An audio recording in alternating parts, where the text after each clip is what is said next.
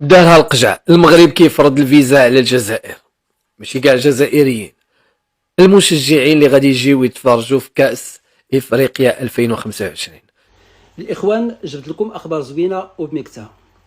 المغرب فرض التأشيرة الإلكترونية على عدة دول منها الجزائر وبوركينا فاسو، الكاب فيردي، الغابون، النيجر، السنغال، الطوغو وتونس اعتبارا من 25 شتنبر 2025.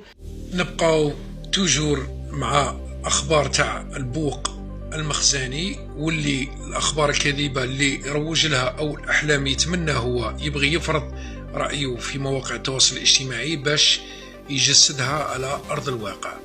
في هذا الخبر يقول لك فرض المغرب التاشيره الالكترونيه على الجزائر، بوركينا فاسو، الكاب فير، الغابون، النيجر، السنغال، الطوغو وتونس، وذلك من 25 سبتمبر 2025 إلى المغرب يفرض التأشيرة الإلكترونية على القادمين لمشاهدة نهائيات كأس أفريقيا 2025 بالمملكة. شروط الحصول على التأشيرة، اسمع يا جدك، اسمع الشروط.